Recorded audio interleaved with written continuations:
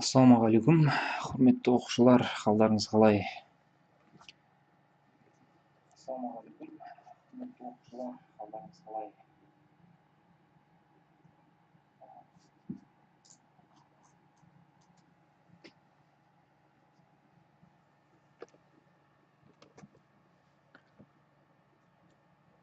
Мені естіп тұрсыздар ма? Бәрі жақсы естіліп тұр ма?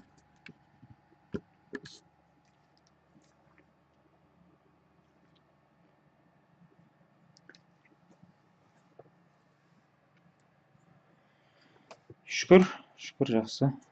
Жаман емес. Бүгін біз теңсіздіктер туралы айтамыз біраз. Мен бастапқы оңай түрінен бастаймын. Содан ары қарай жалғастыра береміз. Так. Жақсы, онда бірінші мысалдардан бастаймын мен. Так, бірінші мысал.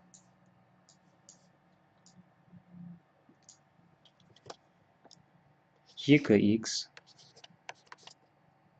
қосылған 3 үлкен немесе тең 3х минус 4. Яғни өте қарапайым теңсіздіктен бастаймын мен.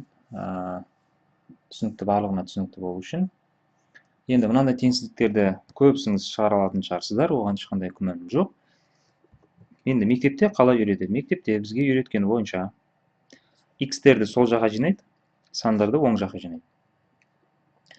Бірақ негізінде ыңғайлырақ болады, x қай жақта көбірек, сол жаққа жинаған дұрысырақ болады.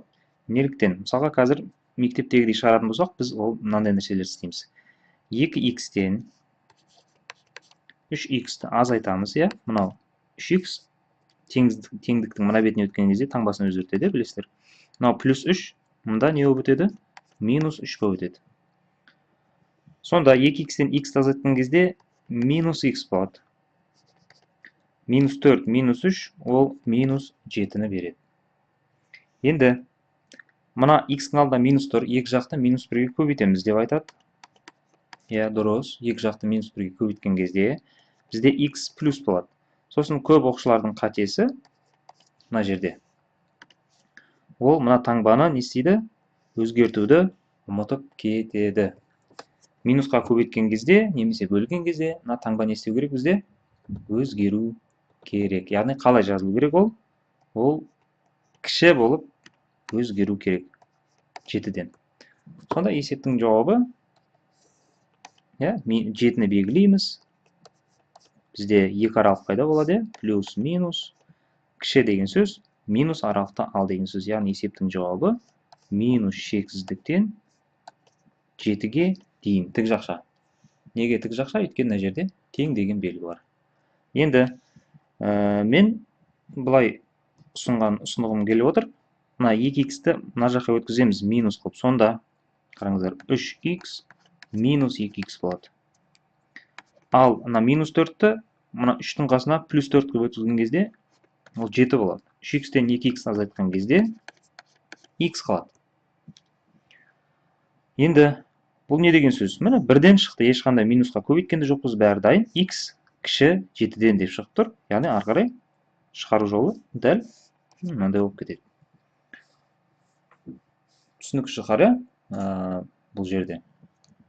Яғни х қай жақта көп, сол жақты жинаған тиімдірек болады да, кішкене уақытты үнемдейсіздер. Келесі. Енді мен бірден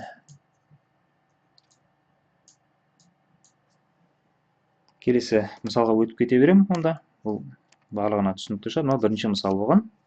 Енді екінші мысал. Так, екінші мысал. Ол бізге не дейді? Екінші мысалда мен мынандай есепті жазамын. Яғни уже бөлшекпен кішкене ары қарай жүрейік. Х қосу 2 азайтылған х қосу 3 бөлінген 2 үлкен 2х азайтылған 4 бөлінген 3 деген есеп. Яғни бұл жерде бөлшек түрінде берілген. Яғни бұл да оңай есеп негізінде. Кез келген бөлшекпен берілген есептерде ол теңдеу бола ма, теңсіздік бола ма, біз не істейміз? Ең бірінші ортақ бөлім береміз. Енді бұл жерде көріп тұрғанымыздай ортақ бөлім 2 мен 3-ке ол 6 болайын деп тұр. Сонымен барлығына ортақ бөлім береміз. Ортақ бөлім 6 болғандықтан x-ке біз не береміз? 6 береміз, өйткені оның астында 1 бар.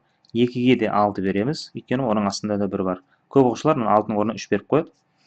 Көбісінің қатесі. Ал енді 2-ді бізде бар болғандықтан оған тек қана 3 береміз. Мынада 3 бар болғандықтан оған тек қана 2-ні береміз. Сонымен біз не істейміз? Ортақ бөлімді бердік. Ортақ бөлімді енді тастап кете берсек болады, өйткені ол бізде жай сан ғана. Ары қарай сонда не болады бізде? 6 мен x-ті көбейтеміз. 6x. 6 мен 2-ні көбейтеміз. 12. Азайтылған. Осы жерде көп оқушылардың қатесі. 3 пен x-ті көбейтеді, алдына минус қояды, ол минус 3x деп жазады.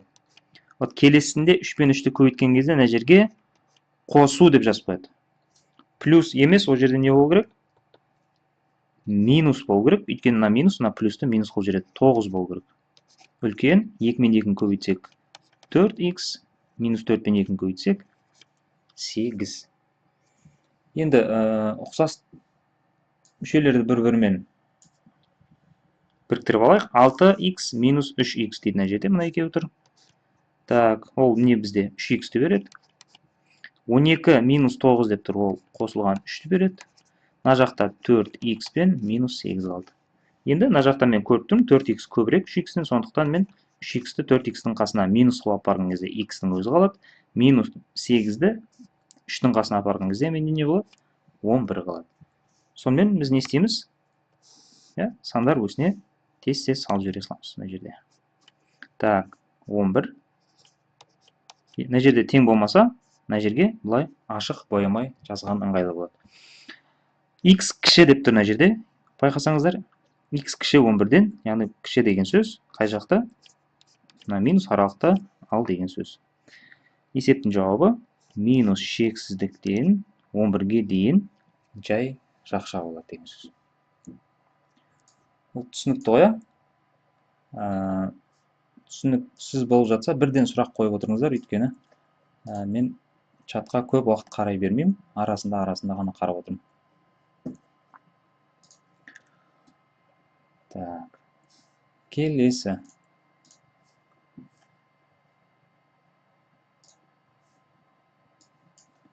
Үшінші мысалға өтемін қазір мен. Енді ол үшінші айтатын бірде үшінші мысал. Ол бір қиын нәрсе емес, бірақ көп оқушылар үшін сол қате жіберетін бір жағдайлардың бірі ол.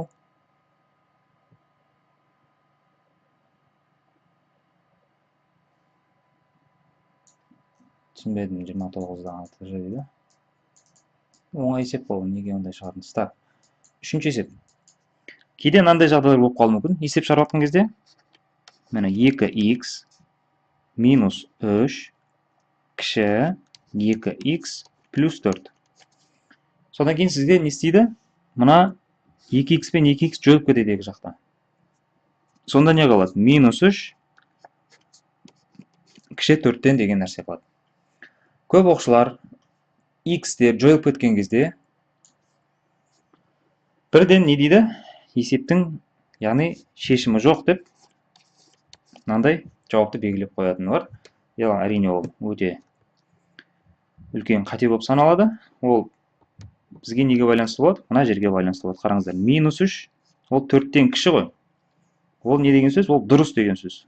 Егер дұрыс болатын болса, есептің жауабы минус шексіздіктен плюс шексіздікке дейін болады. Түсінікті ғой. Саған андай жағдай болуы мүмкін. 3x қосылған 4 кіші 3x азайтылған 5. Мына жерде 3x пен 3x жойылды. 4 кіші минус 5-тен. Енді қарайық мына жерге. 4 минус 5-тен кіші сан емес, яғни мынау дұрыс емес. Егер дұрыс емес болса, онда есептің шешімі жоқ деген сөз. Осы екі жағдайды не істеу керек?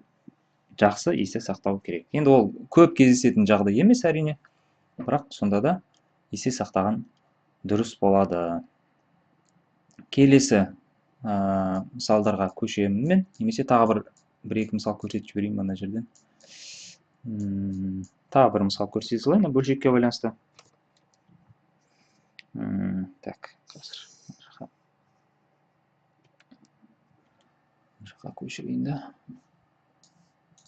Жақтан түсіндірейін.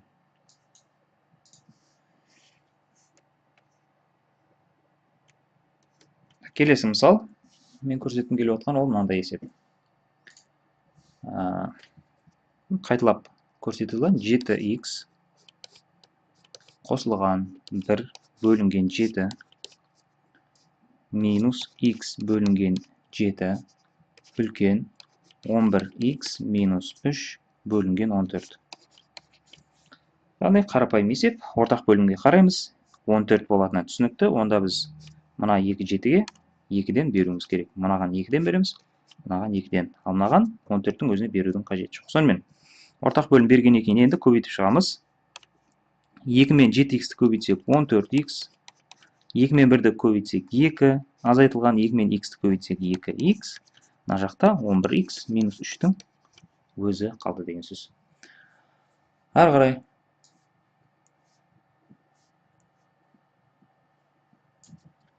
мен қазір біртіндеп қиын түрлеріне көшем. Қазір кішкене сабыр етіңіздер. Так, 14-тен 12-ні азайтсақ, бізде 12x қалады. Қосылған 2. Мына жақта 11x азайтылған 3 қалады. Енді көріп тұрмыз, 12x үлкен болғандықтан 11x-ті соның қасына алып келе саламын, ол x болады. А плюс 2-ні мұнда минус 2 болып барған кезде, минус 3 екеуі минус 5-ті береді. Ол ары қарай түсінікті минус 5. Таңба үлкен болған кезде біз қай жақты аламыз? Оң жақты аламыз. Есептің жауабы минус 5-тен плюс шексіздікке дейін. Бұл түсінікті шығар. Жақсы. Онда мен келесі есептерге көшем. Яғни оқушылардың көп қателесетін есептеріне. Ол қандай есептер? Көп қателеседі деп айта алмаймын, мен көбісі шығаруды біледі әрине. Ол мынандай есептер. Так. Жақшамен келетін есептер 2-де 1 деп қойын, екінші, бірінші мысалы. Так. 2x минус 3, 3x плюс 4 үлкен немесе тең 0-ден. Яғни бұндай есептер енді жақшамен берілетін есептер, сол жақта көбіне x-тер беріледі да, оң жаққа 0 береді. Бұндай есептерді сіздер жақсы білесіздер. Не істеу керек екен? Әрқайсысын біз не істейміз? Мына 0-ге теңестіреміз. Мына 0-ге теңестіреміз. Және мынаны да әрқайсысын жеке-жеке 0-ге теңестіреміз. Дұрыс. Сол кезде бірінші 2x минус 3-ті 0-ге теңестірген кезде мен оны жазбай қойын, ауызша есепте үйрену керек. 2x тең 3 болады. 3-ті 2-ге бөлеміз. Сонда мына жақшадан не шығады? 1,5 деген сан шығады. Келесі, мына жақшадан 0-ге теңестірген кезде плюс 4, ол минус 4, 3-ге бөлеміз, сонда минус 4 бөлінген 3 деген сан шығады. Ары қарай не істейміз? Ары қарай енді екеуін сандар өсіне саламыз. Қазір бұнда сала салайын. Енді осы жерде сіздерге сұрақ қоямын. Мына екеуін белгілеймін. Ол түсінікті. Мына минус 3-тен 4 пен 1,5, оны 2-ден 3 деп жазылайын жарайды. Енді не істейміз? Сіздер аралықтарға бөлеміз. Яғни бұны біз не деп айтамыз? Интервал деп айтамыз.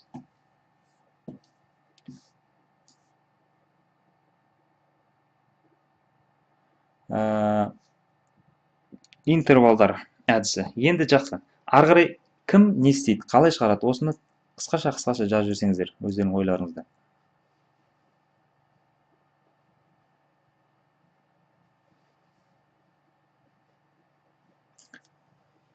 Мен примерно біліп тұрмын, кім не айтатынын қазір.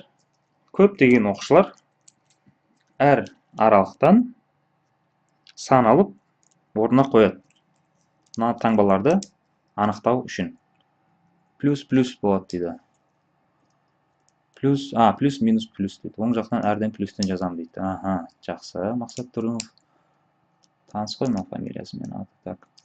Дұрыс айтасыздар. Ешқашан әрі қарай санмен тексереміз дейді. Мәндерді x-ті орнына қоямыз дейді. Міне солай жазып жатқан оқушылар бар екен. Сол оқушыларға айтайын. Ешқашан мына аралықтардан сандарды мәндерді мына жаққа қойып тексерудің қажеті жоқ болады. Ең бастысы бізге қойылатын ең басты шарт, яғни олай істеу үшін, мына x-тердің алдындағы таңбаға қараңыздар, ол плюс болса болды. Мына жерде плюс, мына жерде плюс екенін көріп тұрсыз. Екеуінде де плюс болса, онда сіз әрқашанда плюс, минус деп кезек-кезек жазып кете бересіз болды. Сан қойып тексерудің қажеті жоқ деген сөз. Сонда енді бізде не жерде таңба үлкен деп тұр, x-ке қарап тұр, сондықтан есептің жауабы не болады? Плюс аралықтар, яғни минус шексіздіктен минус 3-тен 4-ке дейін тік жақша, және 2-ден 3-тен плюс шексіздікке дейін есептің жауабы. Тік жақша болады, өйткені мына жерде бізде тең деген белгі бар. Түсінікті ғой? Орнына қойып тексеріп жүрудің қажеті жоқ деген сөз. Қазір тағы бір осында тағы бір мысал көрсетіп жібере салайын. Пысықтап жүру үшін. Мысалға, x квадрат минус 4 3x минус 9 және x плюс 4 кіші 0-ден деген теңсіздікті шығарайық. Көрініп тұрған шығар, енді қараңыздар, әрқайсысын 0-ге теңестіреміз. Біріншіден 0-ге теңестірмес бұрын сіздер жақсылап неге қарап алыңыздар? X-тердің алдындағы таңбаларға қарап алыңыздар. Плюс x квадрат болса, x квадратқа қарау керек. X куб болса, x куб. Қай дәреже көп, соның алдындағы таңбаға қарайсыздар. Мына жерде плюс тұр, мына жерде плюс тұр, мына жерде де қандай тұр? Плюс деген таңба тұр. Сондықтан біз ары қарай есепті жарып кете береміз. X квадрат минус 4 0-ге теңестірген кезде қандай сан шығады? Плюс минус 2. Барлығыңыз білетін шығарсыздар. 3x минус 9 0-ге теңестіреміз. Ол кезде 3 шығады. Мына жерден минус 4 шығады. Дұрыс па? Ары қарай тағы да не істейміз? Интервал әдісіне көшеміз. Так, бізде берілген сандар. Ең кішкентай әрине ол минус 4. Одан кейін мына жерге қарасақ не бар екен? Минус 2 бар. Одан кейін 2 бар. Одан кейін 3 деген сан тұр, ең үлкені. Енді не істейміз? Барлығының алдында плюс тұр. Таңбаны бірден қойып кете береміз. Плюс, минус, плюс, минус, плюс. Мына жерде қараймыз, кіші деп тұр. Кіші деген сөз минус аралықтарды ал деген сөз. Мына жерде бізде тең жоқ екен ғой. Онда мына жерде не алады? Боялмайды, мына жерлерде. Қараңыздар, мен мына жерде қате кеттім. Мына жерлерді дұрыс айтайық. Мен бояп қойыппын ғой. Мына жерде тең жоқ еді бізде. Сондықтан мен қазір дұрыстап қояйын. Так. Мына жерде тең жоқ болатын. Таңба кіші деген сөз минус аралықтарды ал деген сөз. Сонда есептің жауабы минус 4-тен минус 2-ге дейін жай жақша, 2-ден 3-ге дейін болады. Түсінікті ғой? Жай жақшамен болады барлығы. Міне болды, осылай істей берсеңіздер болады. Әрқашанда орнына қойып тексерудің жоқ. Ондай сұрақтарды қазір қоймай қойыңыз, өйткені барлығы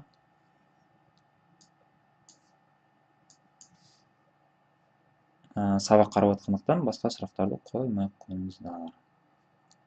Диляра дұрыс шығарғансыз.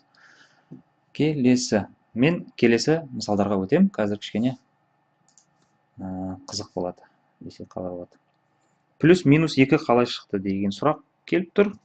Енді бізде айттым ғой, x квадрат минус 4-ті не істейміз? 0-ге теңестіреміз. Ол кезде x квадрат тең болады 4-ке. Енді x тең болады. 4-тің түбірасынан не шығады? Плюс минус 2 шығады әрқашанда. Өйткені минус 2-нің квадраты да 4, плюс 2-нің квадраты да 4-ке тең деген сөз. Жақсы. Әрі қарай көшейін мен. Так, әрі қарай. Келесі 2-де 2-ші мысал деп алайық. 2-де 2-ші мысал, ол мынандай есептер. Есептің берілгені былай дейді. X қосылған 7, 4 азайтылған X, және x қосылған 3. Үлкен немесе тең 0-ден деген есеп.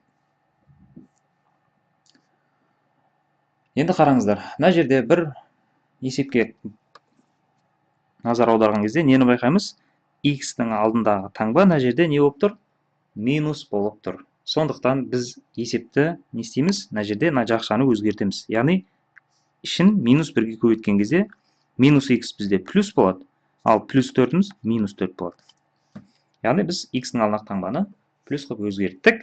Сол үшін мына жердегі таңба кіші деп өзгереді. Болды. Түсінікті шығар, мынаның таңбасын өзгерткенім үшін мына жердегі таңба да өзгерді. Енді ары қарай өзіміз білетін әдіспен кете береміз. X плюс 7-ні 0-ге теңестіреміз. Минус 7 шығады. X минус 4-ті 0-ге теңестіреміз. 4 шығады. X плюс 3-ті 0-ге теңестіреміз. Минус 3 шығады.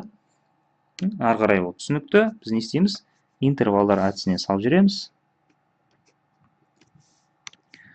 Так. Ең кішісі бізде минус 7 деп тұр.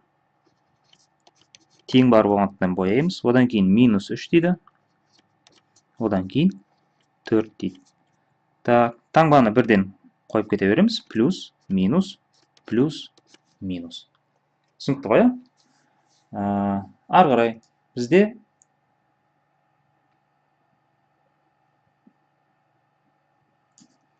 так. Таңба, мына жерге мән беріңіздер. Таңба кіші болып өзгерді, сондықтан біз соған қараймыз енді бұл жерде. Сонда есептің жауабы минус аралықтарды ал деген сөз. Яғни минус шексіздіктен минус 7-ге дейін, минус 3-тен 4-ке дейін болады есептің жауабы. Мына жерде шығарып отырған оқушылар да бар. Дұрыс. Бұл есептер әрине қиындық туғызатын есептер емес, бірақ көп оқушылар бәрібір де қателесіп жүреді осы жерлерде. Келесі мысалды көрсетейін, түсінікті болса ары қарай кете береміз. Келесі мысалда былай дейді. Минус 2x қосылған 10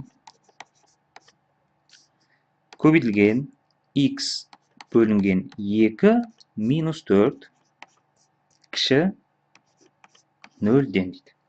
Мынандай есеп берілген. Енді қараңыздар, бізде x-тердің алдында таңба плюс. Бірақ мына жақшаның алдында егер байқасаңыздар не тұр? Мына жерде минус деген таңба тұр.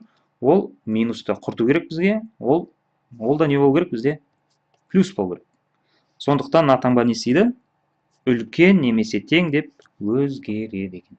Соны ескеру керек. Әрі қарай өзіміз білетін 2x плюс 10 0-ге теңестіреміз. Ол минус 10 болады. Сосын 2-ге бөлеміз минус 5 болады.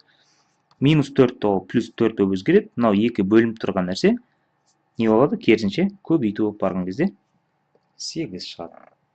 Болды, ары қарай енді интервалдар әдісіне саламыз. Ең кішкентай сан бізде бұл жерде минус 5. Одан кейін 8 деп тұр. Таңбаны бірден қойып кете береміз. Плюс, минус, плюс. Енді мына жерде мынаны ұмытпау керек. Таңба бізде үлкен деп өзгерді. Сондықтан есептің жауабы минус шексіздіктен минус 5-ке дейін, 8-ден плюс шексіздікке дейін деген сөз. Түсінікті шығар деп ойлаймын. Сондықтан мен әрі қарай жүремін. Немесе тағы бір мысал көрсетейін. Жарайды, мынандай бір мысал көрсете салайын қазір. Кішкене түсінікті болсын. Так. Бұл мынандай есеп. Есептің берілгенде былай дейді. X минус 3 көбейтілген x квадрат плюс 4 көбейтілген x плюс 5 үлкен 0-ден деген есепті шығару керек бізге. Біз байқап тұрмыз, x-тердің алдындағы таңбалардың бәрі плюс, сондықтан ары қарай жүре береміз. X минус 3-ті 0-ге теңестірген кезде одан 3 деген сан. X квадрат плюс 4-тен плюс минус 2 шығады. X плюс 5-тен минус 5 шығады. Ары қарай біз не істейміз? Интервалға саламыз кәдімгідей. Так, интервалда ең кішкентай сан бізде минус 5. Так, минус 5, одан кейін минус 2, одан кейін 2, одан кейін 3. Енді не істейміз? Таңбаны қойып кете береміз. Плюс, минус, плюс, минус, плюс. Таңба үлкен деп тұр мына жерде. Сондықтан біз не істейміз? Плюс аралықтарды есептің жауабы ретінде аламыз. Сонда есептің жауабы минус шексіздіктен минус 5-ке дейін жай жақша, минус 2-ден 2-ге дейін, және 3-тен плюс шексіздікке дейін. Деп жазсам, көп оқушылар осыны дұрыс деп қабылдайды мына жерде. Мен оны әдейілеп осылай шығарып көрсеттім, өйткені мына жерде отырған біраз оқушылар осылай шығарып жүр. Енді мына шығарғанымыз біздің әрине қате, дұрыс емес деген сөз. Мына жазып жіберіпті бір оқушы солай дәл. Қазір мен көрсете салайын сіздерге. Мына Диляра Соханова деген қыз жазыпты, көрдіңіздер. Әрине бұл қате. Ол қате қай жерде? Ол қате мына жерде. Міне. Айналайын оқушылар. Айналып кетейін. X квадрат плюс 4-ті 0-ге теңестірген кезде x квадрат тең болады неге? Минус 4-ке. Ал x квадрат ешқашан минус санға тең болмайды ғой. Сондықтан мына жақшадан ештеңе шықпайды. Сол үшін біз не істейміз? 3 пен минус 5-ті ғана аламыз бұл жерде. Соны не істейміз? Интервалға саламыз мына жерде. Болды, сонымен есептеледі. Минус 5 пен 3-ті ғана аламыз. Плюс, минус, плюс. Болды. Таңба үлкен деп тұр. Есептің жауабы сонда не болады? Минус шексіздіктен минус 5-ке дейін, 3-тен плюс шексіздікке дейін. Міне есептің жауабы. Дұрыс шығарып жатсыздар кейбіреулеріңіз. Ешқандай нем жоқ. Бірақ мына мәселе көп оқушылардың өте көп жіберетін қатесі. Автоматически ол x квадрат минус 4, x квадрат плюс 4-ті екеуін бір-біріне ұқсатып жібереді да, сонымен плюс минус 2 деп шығарып жібереді. Диляра Суханова, енді сізге дұрыс болды. Так, түсінікті ғой, бұл қателер. Оны әдейі мен жаздым, сіздерге кішкене несін не алсын деп. Келесі егде 4-ші мысал, қазір қызық басталады мына жерде. Ары қарай жүрейік.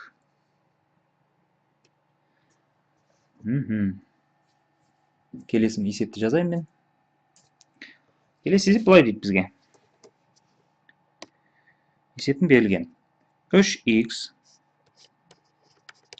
минус 9-ның квадраты көбейтілген 4x плюс 16-ның кубы үлкен немесе тең 0-ден дейді.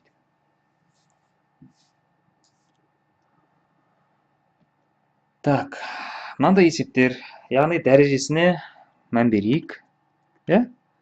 Квадрат, куб деген сияқты нәрселер келген кезде біраз оқушыларға кәдімгідей қиындық туғызып тастайды мынау. Енді кім қалай шығарып жүр? Кімдер қандай әдіспен шығарып жүргенін айтып жіберсеңіздер, мен қазір қарайып, сосын ары қарай түсіндіремін.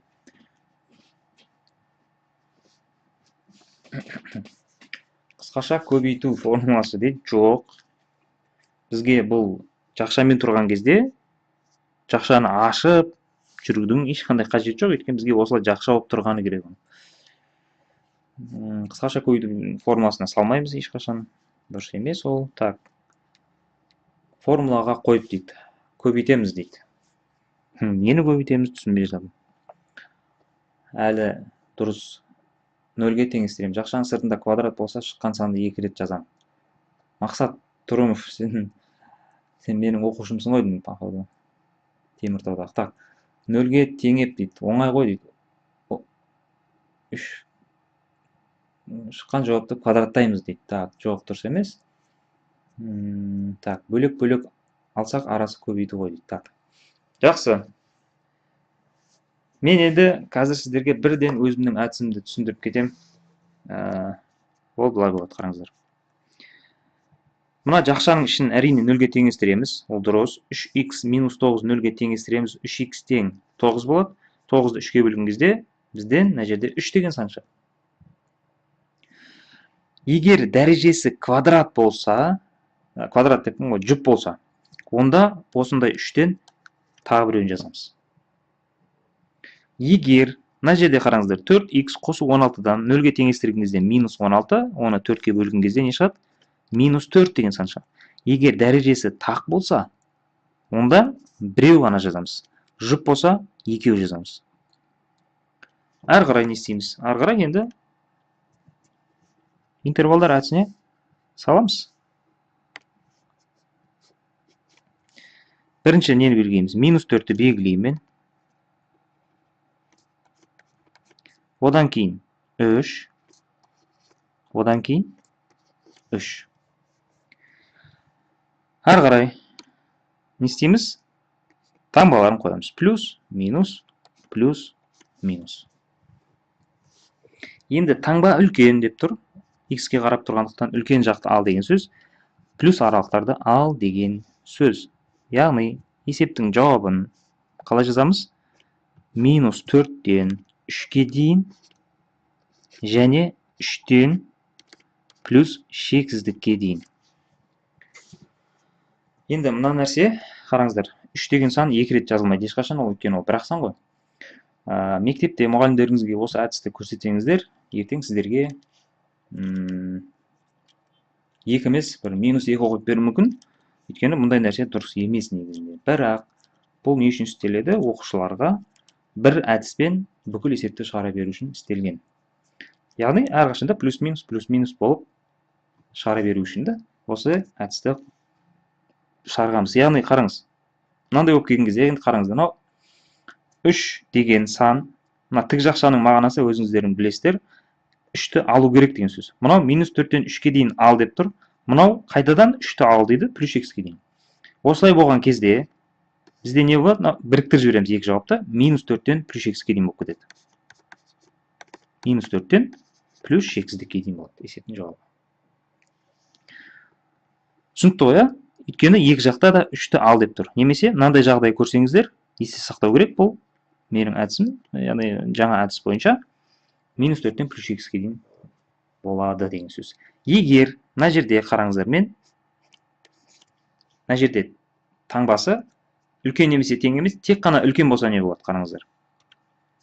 Қазір есте сақтау керек болады бұл нәрселерді. Тек қана үлкен деген сан тұрса, онда дәл осындай, енді бірақ бізде не істейміз енді? Жақшамен, яғни боялмайды ғой. Минус 4, 3 болады.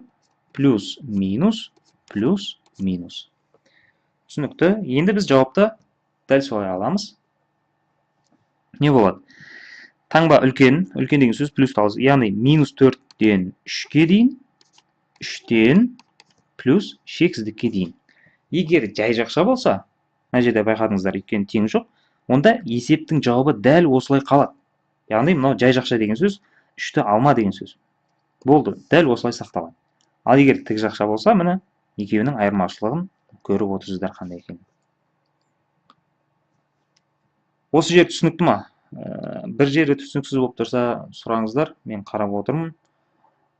Таңба қайталанбай ма дейді. Таңба қайталау, яғни ондай нәрсе бар. Мектепте үйретіледі, мектепте былай айтады. Сандарды жаз дейді. Минус 4-ті, әне жерде боямаймыз. Минус 4 ал, 3-ті ал дейді. Сосын таңбасын бірінші орнына сан алып қоясың мына жерге. Егер плюс шықса дейді. Егер 3 деген дәрежесінде квадрат тұр ғой. Квадрат жұп болғандықтан оның таңбасын қайталайсың дейді. Мына минус 4 дегенде дәрежесі тақ қой. Тақ болса онда ол яғни плюс болса ол қайтадан минус болып кетеді дейді. Сөйтеді сіздерге не дейді? Осы плюс аралықты ал дейді есептің жауабы. Сонда не болады? Минус 4-тен 3-ке дейін. Енді мына жерде жауаптың жазудың өзі біраз оқушыларға қиын болып кетеді. Қалай бұл плюс аралықты алам дейді да, мұнан былай жазып қояды. Или минус 4-тен плюс x-ке дейін деп жазып жіберуі мүмкін, кейбір оқушылар мысалы. Бұл мына не жерде боялмай тұр ғой, боялмай тұрғандықтан қайтадан не істеу керек? Былайынан жазу керек. Яғни мектепте осылай түсіндіреді. Жоқ, міне дұрыс емес. Қуаныш Кука деген дұрыс, қате айтып алсыз. Мына жерде жай жақша тұр. Жай жақша тұр деген сөз. Алмау керек, 3-ті шығарып тастау керек. Шығарып тастау дегеніміз минус 4-тен 3-ке дейін, қайтадан 3-тен бастап плюс x-ке дейін жүру керек деген сөз. Түсінікті ма? Яғни бұл нәрсені мен бұлай өзім дұрыс көрмеймін да. Оңайырақ болады бұлайнан. Бұлайнан жазсаңыз, мына жерде бірден шығады да жауап. Ал бұлайнан мектептегі шығаратын болсаңыз, мына жерде сіз 3-ті бөліп, қайтадан оны не істеу керек? 3-ті жазып плюс x-ке дейін. Көп оқушылар мына жерде былай жазып жіберуі мүмкін. Плюс-плюсті көріп тұр, о, минус 4-тен дейді да. Ары қарай плюс x-ке дейін деп есептің жауабын жазып жіберуі мүмкін. Так, түсінікті ма? Мен ары қарай тағы да түсіндіремін, асықпаңыздар. Бұл нәрсеге мен қайтадан ерінбей тоқтаймын. Қайтадан тоқтаймын. Так, келесі есепке көшейік. Келесі мысалға. Так, мына жерге қазір сыймай қала ма деп қоямын. Астына түсіндіре берейінші. Так. Келесі есеп, тағы бір мысалды түсіндірейін. Бұлай дейді. X квадрат көбейтілген 1 минус x дейді, көбейтілген x минус 6 таңбасы үлкен 0-ден. Жақсылап тыңдаңыздар. X квадрат деп тұр. Біз x-ті 0-ге теңестірген кезде, жоқ, біріншіден таңбасына қарап, таңбаларына қарап алады. X квадраттың алдында плюс тұр. Мына жерде байқасаңыздар, минус тұр. Так, мына жерде плюс тұр. Онда ештеңе өзгертпейміз. Тек қана не істейміз? Мына жақша не болу керек бізде? Минус x ол плюс болу керек. А плюс 1 ол минус болу керек. Осы үшін не істейді? Мына жерде таңба кіші деп өзгереді. Болды, осыны есте сақтаймыз. Ары қарай жүреміз енді. Ары қарай не дейді? X квадратты 0-ге теңестірген кезде 0 шығады ғой. Квадрат болғандықтан мына жерде 2 0 деп жазамыз. X минус 1-ді 0-ге теңестірген кезде одан тек қана 1 шығады. Мынадан X минус 6-ны 0-ге теңестірген кезде 6 деген сан шығады. Ары қарай не істейміз? Интервалға саламыз әрине. Интервалда так, кіші сан бізде не болып тұр? 0 болып тұр. И бізде не істеу керек? Бойдамау керек, еткен тең жоқ. Так, 0, 0, 1, 6. Так, таңбаларын қойып шығайық. Енді таңбасы бізде әрқашанда не болады дедім? Плюс, минус, плюс, минус, плюс болады. Өйткені біз мына жерде өзіміз дұрыстап алдық. Енді таңба мына жерде кішіге өзгерген еді. Соны ұмытпаймыз. Кіші деген сөз минус аралықтарды ал деген сөз. Яғни есептің жауабы 0 мен 0-дің арасы минус тұр. Және 1 мен 6-ның арасы.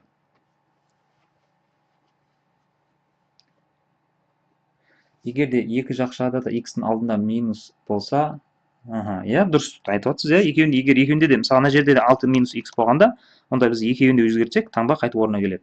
Дұрысырақ қойып отырсыз. Енді ары қарай. Енді мына жерге қараңыздар. 0 мен 0-дің арасы дейді, және 0-ді не істе дейді? Алма дейді. Алма деген сөз, енді мына 0 мен 0-дің арасында ешқандай сан жоқ болады. Мына нәрсе не болып кетеді? Жай ғана жойылып кетеді. Сонда есептің жауабы не болады? 1 мен 6-ның арасы болады. Егер дәл осы есепті не болып қалай берсе? Үлкен немесе тең деп берсе. Үлкен немесе тең десе, біз мына жерде таңбаны өзгертеміз, ол кезде не болып кетеді? Кіші немесе тең болып кетеді. Енді есептің жауабы қалай өзгереді? Осы жерге кішкене мұқият мән беріңіздер. Так. Мұқият мән береміз. Мына жерде қарамен сызғым келген еді. Так. Енді біз стандарт белгілейміз. Дәл жаңағыдай 0. Бояймыз ғой енді бұл жерде қараңыздар. 0, 1, 6 болады. Енді таңбаларын қойып шығамыз. Дәл жаңағыдай плюс, минус, плюс, минус, плюс болады. Ары қарай қараңыздар. Енді жақша есептің жауабы мына жерде кіші деп тұр. Минус аралықты қайдан аламыз? Бірақ енді жақша қараңыздар. Бұл жерде ең маңызды нәрсе, бұл жерде жақша болады қазір. Тік жақша тұр. 0 мен 0-дің арасы және 1 мен 6-ның арасы. Бұл не деген сөз? Тік жақша деген сөз, 0-ді ал деген сөз. Яғни 0 мен 0-дің арасында ештеңе жоқ, бірақ 0-ді не істеп тұр дейді? Ал деген сөз, кіргіз деген сөз. Мынандай нәрсе Жауапта қалай жазылады? Нағыз ұбт-ның былайынан жазылатын. Мынау фигурный жақша. Енді мынау, енді ол түсінікті, ол қалай тұр, солай жазылады, ондай нәрсе енді өзгеріске ұшырамайды. Ең басты мына жерде есте сақтайтын нәрсе, ол не болып тұр екен? Нөлдің андай фигурный жақшада жазылатынында. Міне, мынау есептің жауабы. Түсінікті ғой, мынандай болып жазылмайды, әрине, тек мынандай болып жазылады, өзгеріс. Сонда сіздерге не істеу керек? Мынандай нәрсені есте сақтау керек екен. Мысалға, -3, и мына жақтан тоже -3 деп басталса, мынау не істейді екен? Бірігіп кетеді. Егер мысалға бірдей сан тік жақшаның ішінде тұрып қалса, ол қалай жазылады екен? Фигурный жақша болып жазылады. Яғни былайынан жазылады. Ал егер жай жақшаның ішінде тұрып қалатын болса, ол не болады? Қысқарып кетеді тоже. Осы үш нәрсені есте сақтау керек екен есептерді шығару барысында. Мен кез келген қиын деген есептердің барлығын шығара беруге болады деген сөз. Түсінікті ма? Сұрақтарыңыз болса қазір қойыңыздар. Мен қазір келесі есепті түсіндіргім келіп отыр.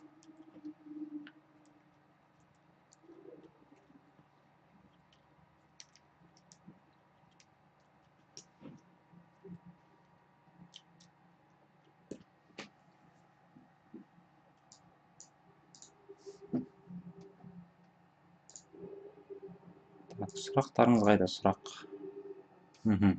Плюс дейді. Түсінікті деген сөз.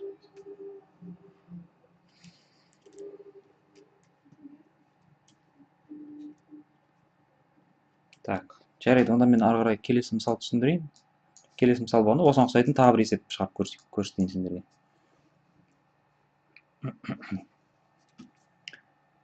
Түсінікті болса, плюс қойып отырсыңыздар, немесе минус деген сияқты, мен соған қарап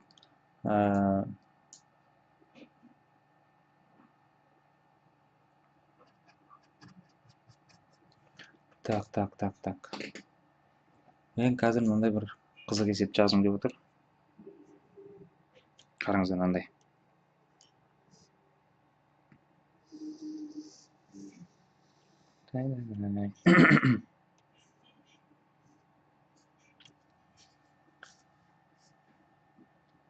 ұбт-ның нұсқасын талдағанда талдаймын ғой, бірақ тақырыппен жүргеніміз дұрыс ау деймін пока. Нұсқаны талдай береміз ғой. Нұсқаны талдайтындар көп қой қазір. Көбейіп кетті ғой. Көрінген адам талдап жүр ғой. Так. Келесі есеп, осыны бір пысықтап жүретін есеп. Ол мынандай есеп. Так. Түсінікті болу үшін тағы да бір айтып жіберейін. Так. 6 минус x-тің квадраты көбейтілген. Так, x плюс 3-тің 11 дәрежесі көбейтілген. Так, 2 азайтылған x-тің 8 дәрежесі болсын мына жерде. И үлкен немесе тең 0-ден болсын. Так, қараңыздар. Біз байқап тұрмыз мына жерде. Мынаның алдында минус тұр, және мына жерде де минус тұр. Келесі сабақ бір 2 күннен кейін ба болатын шығар, бұйырса, аптасына 3 рет, 4 рет өтуге тырысам. Мынау алдындағы таңбаны бізге өзгерту керек. Бірақ көп оқушылар не істейді? Мына жерде x минус 6 деп өзгертеді. Былайынан. Так, одан кейін мынау енді дұрыс тұр ғой. Мынаның былай өзгертеді. Мына жерде 8 емес, мен 7 деп жазайыншы, қызық болсын кішкене. Мына жерде 8 емес, 7 болсын. Өзгертіп жіберейін кішкене. Әйтпесе қызық болмай қалайын деп тұр. Так, мына жерде 7 болады. Осы мынаны 2 минус x-ті, яғни 8 деп қойыппын мына жерге.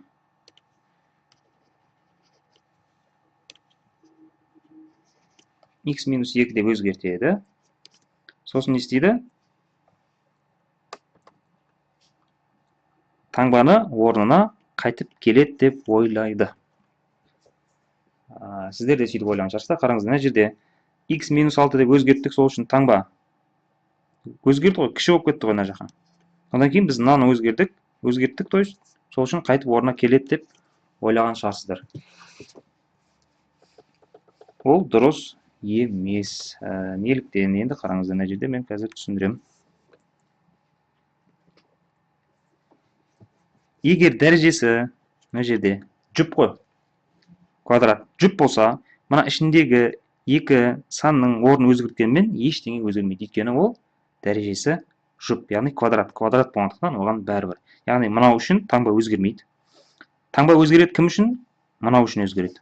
Яғни x минус 2-ның мына екеуінің орнын ауыстырдық. Неге? Өйткені оның дәрежесінде тақ сан тұр.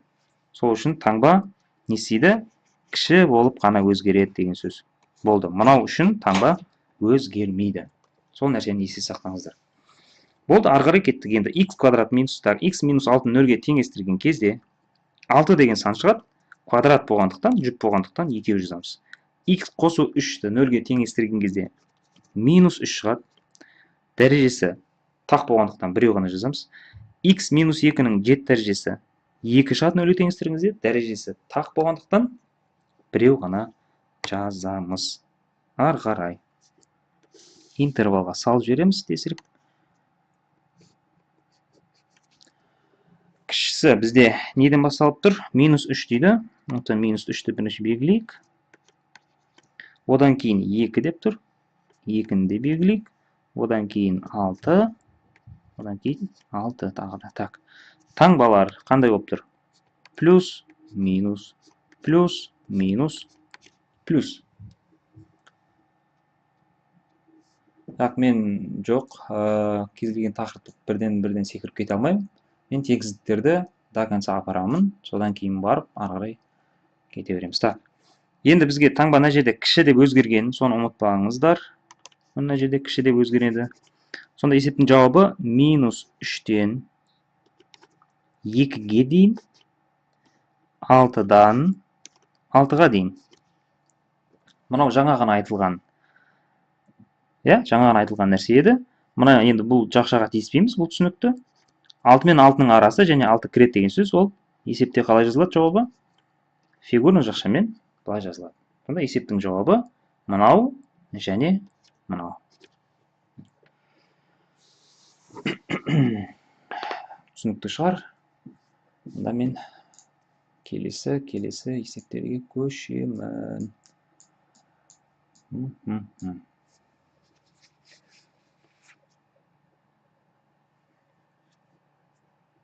Басынан бастап айтып жіберіңіз дейді. Сіздер тыңдап отырсаңыздар, негізінде ешқандай не болмайды. Тыңдамай отырып қайдан айт деген қалай болды? Менде сондай оқушылар болады да, сабақта отырады. Сосын түсіндіріп болғаннан кейін ағай бас жағын айтып жіберіңізші дейді да. Ол не деген сөз? Ол бас жағын айтып жіберсең, ары қарай ортасында айту керек. Ортасын айтқаннан кейін соңында айту керек та, яғни вообще тыңдамағанда ол. Бас жағын айтып жіберіңізші деген сияқты. Сізде сол жақта болып тұрсыз ғой, мен қайталап жіберейін. Мына жерде дәреже жұп. Көріп тұрсыз. Квадрат. Жұп болған кезде, мына ішіндегі біз x минус 6-ның 6 минус x-ті x минус 6 деп өзгерттік қой мына жерде. Сол үшін таңба өзгермейді деймін да, ана таңба. Мына жердегі таңба өзгермейді. Неге? Өйткені ол дәрежесі жұпта, жұп болғандықтан оның ішінде қалай тұрады, оған бәрібір. Ал мына жерде 2 минус x-тің 7 дәрежесі, ол дәрежесі тақ мына жерде. Сондықтан ішіндегі біз 2 минус x-ті x минус 2 деп өзгертіп жатырмыз. X-тің алдында плюс болу үшін. X минус 2 деп өзгерткен үшін, мынаның дәрежесі тақ болған үшін, мына таңба өзгерді. Мынау үшін бірақ ол өзгермейді. Мынау үшін өзгереді. Егер мынау үшін де өзгеретін болса, ол таңба қайтып орнына келу керек. Бірақ ол орнына келмейді, өйткені мынау таңбаға әсер етпейді мына нәрсе. Сол үшін біз таңбаны тек қана кіші деп өзгерткен едік. Так, ары қарай. Кіші және тең болмаса, кіші және тең болмаса, онда есеп жауабы қалай болып кетеді мына жерде? Тең болмаса, онда мыналардың бәріне біз неге қоямыз? Жай жақша қоямыз. Яғни минус 3-тен 2-ге дейін және 6-тан 6-ға дейін шығады ғой. 6-тан 6-ға деген сөз, 6-ны кіргізбе деген сөз. Сонда есептің жауабы тек қана мынау болады, егер тең болмаса. Так, болды, түсінікті деп ойлаймын. Ары қарай жүремін мен енді. Келесі мысал, енді бұл бөлшек күйінде беріледі. Қазір мен тез жаза салайын. Есептің берілгені 2х қосылған 12 бөлінген x азайтылған 13 үлкен немесе тең 0-ден.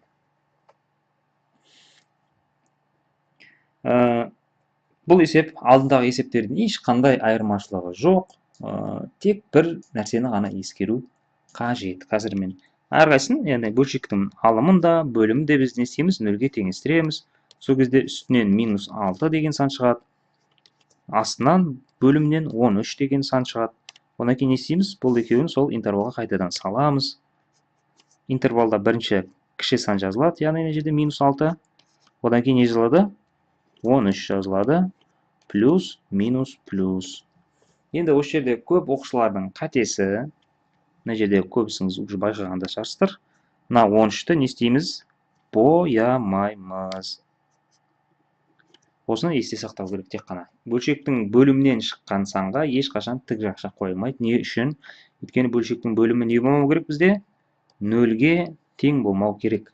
Бұл бөлшектің анықталу обысына байланысты айтылып отыр. Ал мына алдына бояй береміз, өйткені бұл алымынан шығып тұр. Енді бізде таңба мына жерде үлкен. Үлкен деген сөз плюс аралықты аламыз. Яғни есептің жауабы минус шексіздіктен -6-ға дейін тік жақша. Бірақ мына жерде 13-тен плюс шексіздікке дейін жай жақша болады. Осы нәрсені есте сақтаймыз. Алдындағы есептерден тіпті айырмашылығы жоқ деген сөз. Келесі, мынандай есеп дейді, оңай есеп. Бұны тез айтып жүре салайын. X қосылған 15 бөлінген 7 азайтылған x үлкен немесе тең 0-ден. Бұл жерде біз байқағанымыз 7 минус x, яғни x-ның алдында минус таңба пайда болған. Сондықтан біз не істейміз? X плюс 15-ге тиіспейміз. Ал мынаны x минусты плюс қыламыз, плюс 7-ні минус қылып өзгертеміз. Сол үшін таңба не істейді? Өзгереді. Болды. Әрі қарай сол өзіміз білетін әдіспен кете береміз. Мынау минус 15 болады. X минус 7-де не шығады? 7 деген сан шығады. Әрі қарай біз интервалға салып жібереміз. Так, бірінші жазылады? Минус 15 жазылады. Оны не істейміз? Бояймыз, яғни аламыз деген сөз. Мына жерде не? 7-ні боямаймыз, өйткені ол бөлшектің бөлімінен шығып тұр. Таңба плюс, минус, плюс. Кіші деген таңба тұр. Кіші деген сөз минус 15 пен 7-нің арасы. Болды, 7-ге жай жақша қойсақ болды бұл жерде ең бастысы.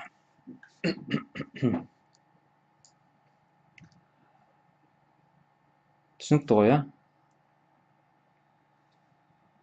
Келесі.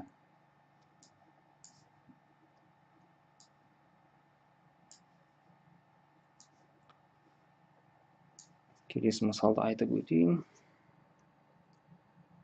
Так, мына жаққа жанын түсіндірейін шығармын деп қоямын.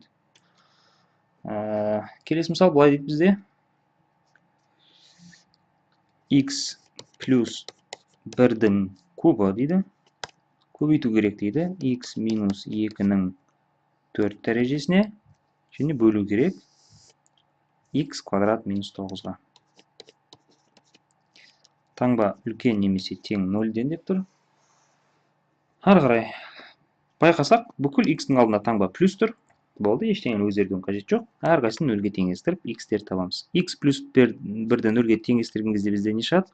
Минус 1 шығады. Таңба дәрежесі тақ болғандықтан тек қана біреу. X минус 2-ні 0-ге теңестірген кезде 2 шығады. Таңбасы жүк болғандықтан 2 шығады. X квадрат минус 9-ды 0-ге теңестірген кезде x квадрат тең 9, яғни одан не шығады? Плюс минус 3 деген сан шығады. Ары қарай біз не істейміз? Интервалдар әдісіне саламыз. Яғни так. Бізде сандар ең кішісі байқап тұрмыз минус 3. Минус 3 бөлшектің бөлімінде тұрғандықтан оны біз боямаймыз. Одан кейінгі кіші сан минус 1. Ол бөлшектің алымында тұрғандықтан оны бояймыз. Одан кейінгі кіші сан ол екілер. яғни 2, 2, одан кейін ең үлкені ол 3. Оны да біз не істейміз?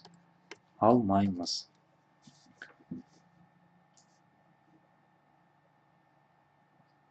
Жазу ана жерде міндетті ма дейді. Енді ол солай жазып алғаныңыз дұрыс болады. Сол кезде ғана сіз плюс, минус деп жазу керек, жаза аласыз. Егер 7 минус x болып күйінде қалатын болса, плюс минус деп жазған кезде есептің жауабы қате болып қалады. Так. Енді ары қарай біз таңбаларын анықтаймыз ғой мына жерде. Мына жерде плюс, мына жерде плюс, мына жерде минус, мына жерде плюс, минус, плюс, минус. Біз қай аралықты аламыз? Таңба үлкен мына жерде, көріп тұрсыздар. Плюс аралықтар, яғни минус 3-тен 1-ге дейін тік жақша, 2-ден 2-ге дейін тік жақша, 3-тен жай жақша, плюс шексіздікке дейін. Бұл жерде біз бағана айтқан нәрсе, мынаны көріп тұрсыздар, 2 мен 2 деген сан тұр. Сондықтан есептің жауабы қалай жазылады? Мыналар ешқандай өзгеріс ұшырамайды, яғни минус 3-тен минус 1-ге дейін, ол түсінікті, бұған өзгеріс тимейді. Мынау қалай жазылады? Қандай? Фигурный жақшада 2-нің өзі деген сөз, және 3-тен жай жақша қайтадан плюс шексіздікке дейін. Есептің жауабы осы деген сөз. Яғни түсінікті шығар, иә? Дәптерлеріңізді алып, жазып отырған шығарсыздар деп ойлаймын. Өйткені біз өте көп есептерді шығарамыз. Неге 2-ні 2 рет жазыңыз дейді. Мынау сіз кеш кірген оқушысыз ойдың, иә? Про Клэшер дейді. Clash of Clans ойнайтын жігіт ойдың. Мен сабақтың басында оны түсіндіріп кеттім. Сол себепті қазір қайтадан айтсам, басқа оқушыларға ыңғайсыз болып қалады да, уақытын алып қаламыз олардың. Сол үшін келесі есепті түсіндіремін мен қазір. Так. Соны жақсылап тыңдаңыздар, қараңыздар. Есептің берілгені былай дейді. X көбейтілген x квадрат минус 81 бөлінген 4 минус x-тің 4 дәрежесі үлкен немесе тең 0-ден. Сабақ сақталу керек деп үміттеніп отырмын. Алдында білмеймін, сақталмай қалыпты. Көреміз, сақталатын шығар. Так. Не істейміз мына жерде? Мына x-тің алдындағы таңбаға бірден қараған кезде не болып тұр? Минус болып тұрған көріп тұрмыз. Соны біз не істеуіміз керек? Дұрыстап жазуымыз керек. Яғни қалай? X минус 4 деп. Сол үшін таңба өзгере ме, өзгермей ме? Сұрақ сіздерге. Мынаны осылай өзгергенім үшін таңба өзгере ме, өзгермейді ме?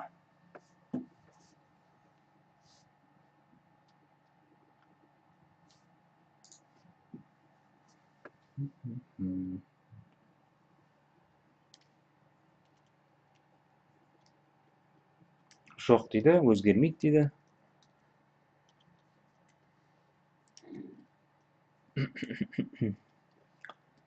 Үш оқушы ғана жазды. Так, қалған оқушылар қайда? Өзгермейді, жүр. Дұрыс, иә, дұрыс түсінген екенсіздер. Яғни өзгермейді, неге өйткені 4 деген жүр тұнып тұр. Болды, әрқайсысын нөлге теңестіреміз. X нөлге өзгереді дейді ана жерде. Өзгереді дейді. Өзгереді дейтіндер бар екен бәрібір. Негізі өзгеру керек дейді. Жоқ, өзгермейді. Қайтадан айтамын. Мына жерде таңба өзгермейді. Неліктен? Дәлел ретінде былай түсіндірсем қалай болады екен. Мысалға, 3 минус 2-нің квадраты қаншаға тең?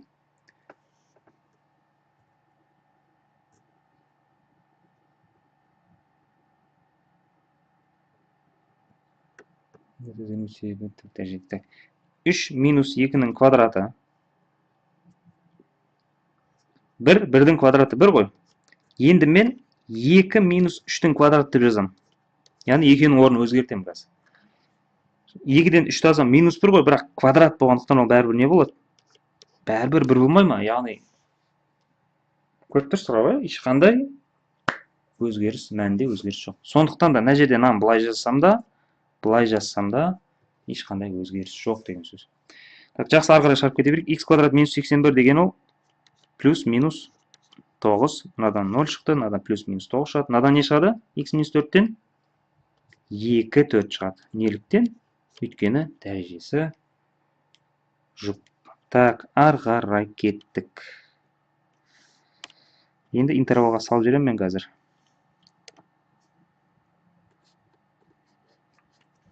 Интервалда ең кіші сан бізде кім болып тұр? 0 болып тұр. Және ол бөлшектің қай жағында бөлімде тұрғандықтан оны біз бояймыз 0-ды. Одан кейін, жоқ, минус 9 екен ғой. Минус 9. Ол бөлшектің алымында тұр, оны бояймыз. Одан кейін 0 тұр.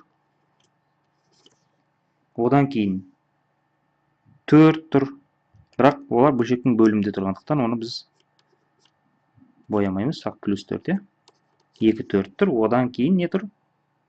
9 тұр. Таңбаларды қоямыз. Так, плюс, минус, плюс, минус, плюс, минус. Так. Таңба бізде өзгерген жоқ, үлкендеп тұр, яғни есептің жауабы не болады? Минус 9-дан 0-ге дейін тік жақша, және 4-тен 4-ке дейін жай жақша, одан кейін қайтадан 9-дан плюс шексіздікке дейін. Дәрежесі 6 болса да 2, 4, дәрежесі 6 болса да, мына жерде 1800 болса да дәрежесі бәрібір 2 4 болады. Өйткені дәреже тек не болса болды? Жұп болса болды. Так. Соны енді мына жерде байқап тұрсыздар, 4-тен 4 екеуді алмай деп тұр, сондықтан бұл жер не істейді? Жай ғана жойылып кетеді. Сонымен есептің жауабы минус 9-дан 0-ге дейін және 9-дан плюс шексіздікке дейін. 4-тер кірмейді, онсыз да. Мен кіргізген жоқпын.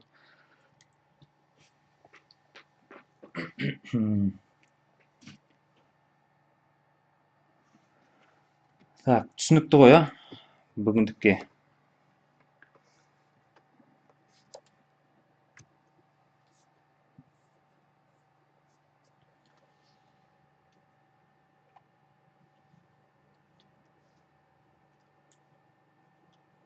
Плюс дейді.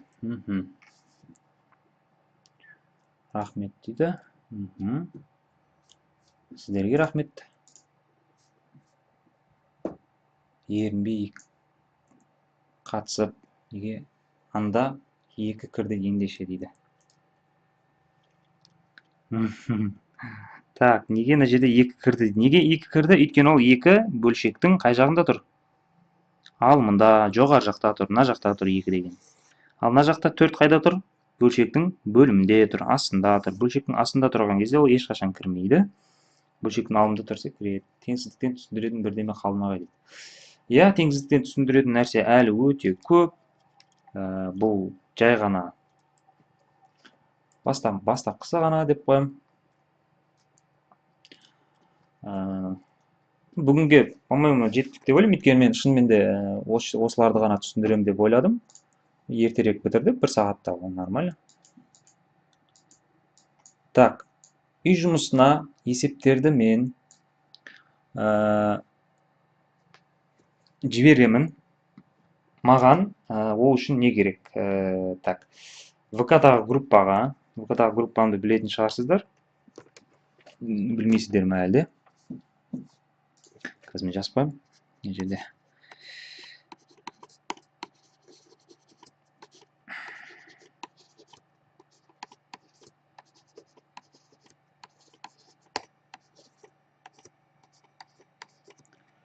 Так, осы группаға маған не қылсаңыздар болады. Әлде мен бір пост жазып, мүмкін сол жерге соның астына постқа жаңа үй жұмысын осыған байланысты есептерді жүктеп қоямын. Сол жерден алып шығарсаңыздар болады. Оның жауабы да бар. Жауабын кейін келесі сабақтарда беремін, мүмкін. Содан тексеріп аласыздар өздеріңіз. Үй жұмысына, так, бүгінгі тақырып бойынша мен қанша есеп беремін, сіздерге айтайын ба? 82 есеп бар екен. 82 есеп берем. Күтеміз дейді. Енді келесі сабақ мүмкін так бүгін қай күн бізде? Бүгін дүйсенбі екен. Сәрсенбі күні өтетін шығармын. Ертең емес, ары күні. Бұйырса ана теңсіздікті жақсылап талдап, жақсылап есептерін бәрін қарастырып алсақ, 7 балл, 8 балл қосылады деген сөз. Кімде-кім теңсіздіктерді түсінбей жүрген болса.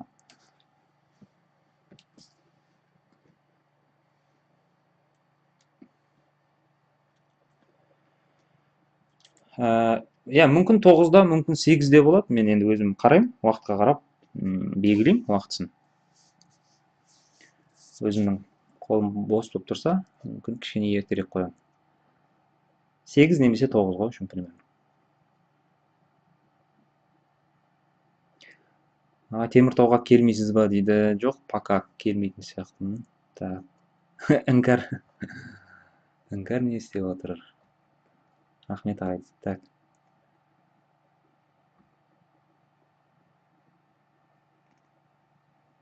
Сағат 9-ға. Жақсы, онда сау болыңыздар.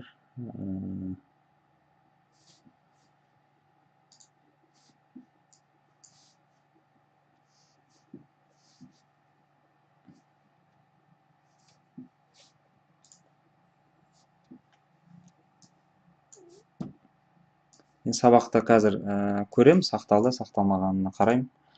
Сақталған болса, мен группаға шығарып қоям. Сол жерде қайтадан қарап көрсеңіздер болады дейді. Сау дейді. Батыстың оқушылары ойында. Сау деп жазыпты.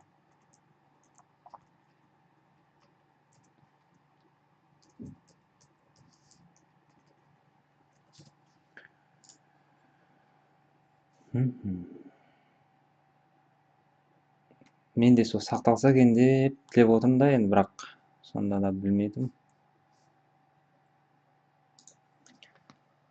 Жақсы, сау болыңыздар, аман болыңыздар. Жолыққанша, келесі кездескенше.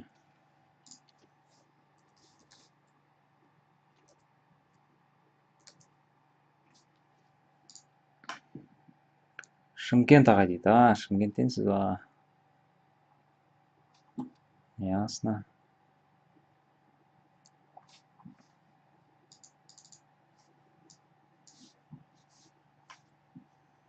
Сау болыңыз, сау болыңыз. Ақтау дейді. Ақтау.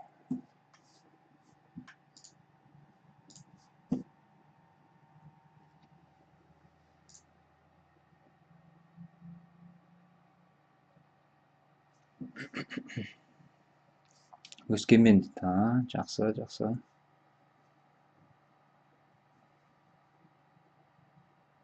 ВК-дан таппай отырмын дейді. Неліктен таппай отырсыз? Қазір мен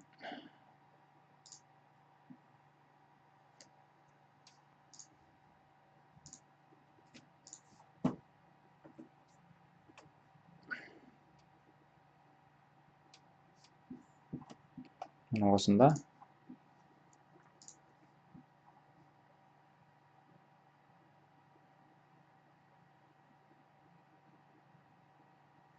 бөлшек бөлімінде тік болса ше дейді.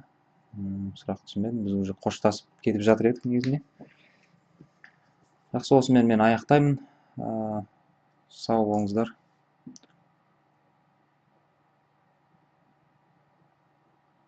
Дубайдан.